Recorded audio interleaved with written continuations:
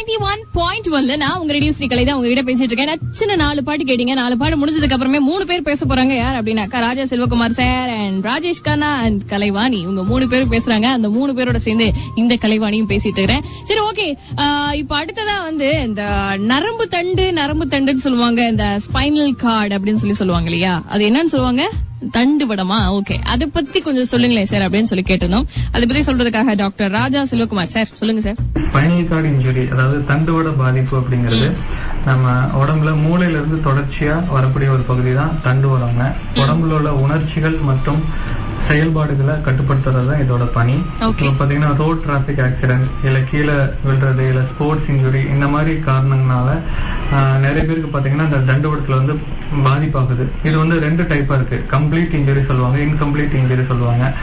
இது எந்த இடத்துல தண்டுவடம் அடிபட்டுச்சோ அந்த அடிபட்ட இடத்துக்கு கீழே உணர்ச்சிகள் செயல்பாடுகள் வராம போகிறதுக்கு வாய்ப்புகள் அதிகமா இருக்குதுங்க. முழுவதுமாக தண்டுவடம் பாதிக்கப்பட்ட நோயாளிகளுக்கு அவங்களுடைய மருத்துவ சிகிச்சை முடிஞ்சதுக்கு அப்புறமா பிசியோதெரபி சிகிச்சையில பாத்தீங்கன்னா wheel chair management, toilet training, இந்த மாதிரி உள்ள ஃபங்க்ஷன்ஸ்க்கு நாங்க ஹெல்ப் பண்றோம். இன்கம்ப்ளீட் கார்டு இன்ஜுரின்னு சொல்லுவாங்க. அதாவது பகுதி பாதிக்கப்பட்ட பேஷண்ட்ஸ்க்கு அவங்களுடைய மசில்ஸ் வீக்னஸ், அதாவது மசில்ஸ் அட்ரோபின்னு சொல்லுவாங்க, செயல்பாடு இல்லாத மசில்ஸ் செயலிழக்கிறதுக்கு வாய்ப்பு இருக்கும். அதற்கு நாங்க உடற்பயிற்சிகள், எலக்ட்ரோ தெரப்பி சொல்லுவாங்க, ஸ்டிமுலேஷன், அந்த மாதிரி எல்லாம் கொடுத்து அவங்களோட மசில்ஸ் வீக் ஆகாம, ஜாயின்ஸ்ல டிஃபார்மிட்டிஸ், கண்ட்ராக்சர்ஸ் எல்லாம் வராம பிரிவென்ட் பண்ணி அவங்களோட செயல்திறனை மேம்படுத்துறோம்.